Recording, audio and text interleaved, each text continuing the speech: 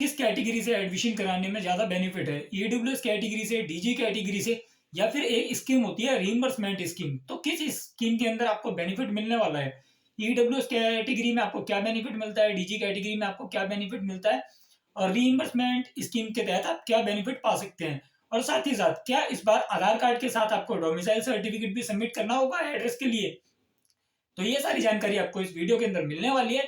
आप सभी को पता होगा कि ईडब्ल्यूएस एडमिशन रजिस्ट्रेशन फॉर्म 3 फरवरी से चालू होने वाला है, जो कि आप नर्सरी, केजी और फर्स्ट क्लास के लिए रजिस्ट्रेशन कर पाएंगे। और यहाँ पे जो लास्ट डेट रहने वाली है रजिस्ट्रेशन की लास्ट डेट होगी 19 फरवरी। तो आप 3 फरवरी से लेके 19 फरवरी तक अपने बच्चे के लिए नर्सरी, केजी और फर्स्ट क्लास के लिए रजिस्ट्रेशन कर पाएंगे। और जिसकी पहली लिस्ट आएगी 5 मार्च को आएगी, 5 मार्च 2025 को फर्स्ट लिस्ट आ जाएगी। तो आपको फॉर्म फिल करना किस कैटेगरी से चाहिए, अगर देखिए आप इनकम सर्टिफिकेट लगा के फिल करेंगे ईडब्ल्यूएस कैटेगरी से, डीजी कैटेगरी से आप कास्ट सर्टिफिकेट लगा के, और रीइंबर्समेंट स्कीम अलग ही होती है। तो देखिए ईडब्ल्यूएस कैटेगरी में ऐसा होता है कि आप बहुत सारे स्कूल सेलेक्ट करेंगे, किसी में लक्की ड्रॉ के थ्रू नाम आएगा। और रीइंबर्समेंट स्कीम के अंदर आप जिस स्कूल के अंदर चाहें अपने बच्चे का एडमिशन करवा दें, आप अपनी मनपसंद स्कूल के अंदर अपने बच्चे का एडमिशन करवाएं।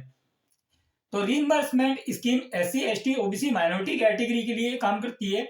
तो यहाँ पे आपको अगर आपकी आय सालाना 2 लाख से कम है तो यहाँ पे 75% पैसा आपको रिफंड मिल जाता है। तो आप अपनी मनपसंद किसी भी स्कूल के अंदर एडमिशन करवा सकते हैं। एडमिशन करवाएंगे आप अपने पसंद के स्कूल में। अगर मान लीजिए आपकी पूरे साल के अंदर 1 लाख रुपए फीस लग रही है, जिसमें से आपको 75% यानी कि 75,000 रुपये समथिंग रिटर्न दे दिया जा रहा है, मतलब 75% मतलब टोटल मिला के रीइंबर्समेंट स्कीम में 48,000 रुपये रिफंड मिल जाता है। तो आपको अगर इतना पैसा भी रिफंड मिल रहा है तो आपका मनपसंद का स्कूल मिल रहा है। तो रीइंबर्समेंट स्कीम बहुत बेहतरीन स्कीम है। और ईडब्ल्यूएस कैटेगरी में आप अगर ईडब्ल्यूएस कैटेगरी से फॉर्म फिल करते हैं तो यहाँ पे बस देखिए क्या है कि आपने फॉर्म फिल किया है, किसी स्कूल के अंदर लक बाय चांस वाला बात है कि आपके बच्चे का नाम अलॉट हो जाए। क्योंकि क्या है, मल्टी लोग मतलब बहुत सारे लोग ही इसमें फॉर्म फिल करते हैं। पहले 2-3 लाख फॉर्म फिल किया जाता था, इस बार इनकम लिमिट और बढ़ा दी गई है। तो जो 2-3 लाख फॉर्म भरे जाते थे, इस बार वो 5 लाख से भी ऊपर हो सकते हैं, आंकड़ा इतना जा सकता है। तो सीटें होती है लिमिटेड, सीट ज्यादा से ज्यादा 33-35 हजार सीटें आएंगी। इन पर 5 लाख एडमिशन, तो कितना आप खुद सोच सकते हैं कि कितने बच्चों का नाम अलॉट होगा और कितने सारे बच्चे एडमिशन नहीं मिल पाएगा। तो आपको वहां टेंशन लेने की बात नहीं है। अगर आप किसी SC ST या OBC या माइनॉरिटी कैटेगरी से बिलोंग करते हैं तो आप अपने बच्चे का किसी भी स्कूल के अंदर एडमिशन कराएं, और गवर्नमेंट से आप रीइंबर्समेंट स्कीम के तहत 75% पैसा रिफंड ले सकते हैं। पैसा आपको 100% भी रिफंड मिल सकता है, पर उसके लिए आपकी सालाना आय 60,000 से कम होनी चाहिए। तो आपको यहाँ पे ये चीज का ध्यान रखना है कि आपकी एनुअल इनकम 2 लाख से कम होनी चाहिए, तब आपको 75% रिफंड मिलेगा रीइंबर्समेंट स्कीम के अंदर।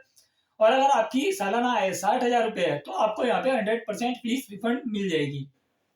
और ईडब्ल्यूएस कैटेगरी और डीजी कैटेगरी में किस कैटेगरी में फॉर्म फिल करने में फायदा है, तो देखिए ईडब्ल्यूएस कैटेगरी से आपके बच्चे का अगर नाम किसी स्कूल के अंदर अलॉट हो जाता है तो यहाँ क्या होता है, अभी तो इस बार तो नया नियम आया है कि जोनल ऑफिस से डॉक्यूमेंट वेरीफाई होंगे। पर इसके बाद जैसे साल 1.5 साल आपका बच्चा स्कूल में पढ़ा, उसके बाद स्कूल वाले फिर बोल देते हैं कि जी नया इनकम सर्टिफिकेट बना के दीजिए। ये प्रक्रिया ऐसे चलती रहती है, वो साल 2 साल में 6 महीने में आपसे मांग लेते हैं इनकम सर्टिफिकेट। तो यहाँ पे आपको ईडब्ल्यूएस कैटेगरी से अगर आप फिल करते हैं आप इनकम सर्टिफिकेट लगा के, तो आपसे स्कूल बार बार डिमांड कर सकता है इनकम सर्टिफिकेट की। तो आपको इनकम सर्टिफिकेट बना के देना ही पड़ेगा। और अगर आप यहाँ पे ईडब्ल्यूएस कैटेगरी से ही राशन कार्ड लगा के अप्लाई करते हैं तो राशन कार्ड की कॉपी आपको एक बार देनी है, फिर बार बार देने का झंझट खत्म। तो ईडब्ल्यूएस कैटेगरी में आप राशन कार्ड अगर लगा के अप्लाई करते हैं तो आपको बार बार डॉक्यूमेंट सबमिट ना कराने पड़े। इसके बचाव के लिए आप राशन कार्ड का उपयोग कर सकते हैं। और सेम प्रक्रिया यहाँ पे डीजी कैटेगरी के लिए रहती है। जैसे कि मान लीजिए डीजी कैटेगरी में सबसे पहले चीज तो आपको यहाँ पे इनकम सर्टिफिकेट की जरूरत नहीं पड़ेगी। अगर आप डीजी कैटेगरी से फॉर्म फिल कर रहे हैं, आप SC ST OBC सर्टिफिकेट लगा के फॉर्म फिल करेंगे, आपको एक बार डॉक्यूमेंट वेरीफाई कराने हैं, उसके बाद आपसे स्कूल बार बार डिमांड नहीं करेगा कि आप इनकम सर्टिफिकेट लेके आइए, क्योंकि डीजी कैटेगरी के अंदर आपको इनकम सर्टिफिकेट देना ही नहीं है। आपको सिर्फ वहां पे कास्ट सर्टिफिकेट सबमिट कराना है अपना, या फादर का सबमिट करा सकते हैं या बच्चे का सबमिट करा सकते हैं। काफी सारे स्कूल बच्चे का भी बाद में मांग लेते हैं, तो आप बच्चे का भी बनवा के रखिए। बहुत ही सिंपल प्रोसेस है, बच्चे का भी आप कास्ट सर्टिफिकेट बनवा सकते हैं। अगर आप सीखना चाहते हैं किस तरीके से आपको अप्लाई करना है तो आप हमें कमेंट करके पूछ सकते हैं, क्योंकि हम इस तरीके की वीडियो भी अपने चैनल पर पोस्ट करते रहते हैं। तो हम आपको नेक्स्ट वीडियो में वो भी सिखा देंगे अगर आपके ज्यादा कमेंट आएंगे। और बात आती है कि देखिए डॉक्यूमेंट्स में आप क्या मदर के डॉक्यूमेंट लगा पाएंगे? तो देखिए मदर के डॉक्यूमेंट लगा सकते हैं बिल्कुल, क्योंकि दिल्ली के अंदर जो राशन कार्ड बनता है मोस्टली फीमेल के नाम पे बना हुआ है, तो वो राशन कार्ड अगर आप लगाएंगे तो वो मदर का डॉक्यूमेंट है। मदर का इनकम सर्टिफिकेट भी लगा के आप अप्लाई कर सकते हैं। और जो बच्चे का जब मान लीजिए एडमिशन होने वाला टाइम होगा, अलॉटमेंट होने के बाद आपको सबमिट कराने होंगे डॉक्यूमेंट, तो वहां पे आपका एड्रेस प्रूफ में कोई भी एक डॉक्यूमेंट काम कर जाएगा। वहां ऐसा नहीं है कि आपको सारे डॉक्यूमेंट चाहिए होंगे। वहां पे आप अपना आधार कार्ड दे सकते हैं, या आधार कार्ड नहीं है आपके पास वोटर आईडी कार्ड है तो वोटर आईडी कार्ड दे सकते हैं, पासपोर्ट दे सकते हैं, या बिजली पानी या एमटीएनएल का बिल दे सकते हैं। ये भी नहीं है तो आप राशन कार्ड एड्रेस प्रूफ में इस्तेमाल कर सकते हैं वहां पे, या डोमिसाइल सर्टिफिकेट। इनमें से आपके पास कोई भी एक डॉक्यूमेंट है तो आप ये डॉक्यूमेंट वहां पे सबमिट करा सकते हैं। इसी प्रकार से आपके पास बच्चे का बर्थ सर्टिफिकेट नहीं है तो आप बच्चे का हॉस्पिटल रिकॉर्ड दे सकते हैं, आंगनबाड़ी का रिकॉर्ड दे सकते हैं। या अगर आपके पास ये दोनों चीजें अवेलेबल नहीं है, काफी बार ऐसा होता है कि जैसे बच्चे का बर्थ घर का हो गया, जैसे घर पे डिलीवरी हो गई, बच्चे का बर्थ घर पे हुआ था और आपने बर्थ सर्टिफिकेट बनवाया भी नहीं, तो आप यहाँ पे अंडरटेकिंग दे सकते हैं कि जी हमारे बच्चे की सटीक होंगे ये है, इस दिन हमारा बच्चा हुआ था।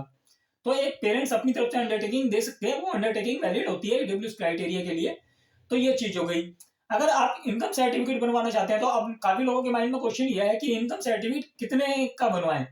तो इनकम सर्टिफिकेट देखिए अब इनकम लिमिट को तो बढ़ा दिया गया है 5 लाख तक। तो आप अपना इनकम सर्टिफिकेट 1 लाख का बनवाएं, 2 लाख का बनवाएं, 3 लाख का, 4 लाख का, 4.5 लाख, 5 लाख।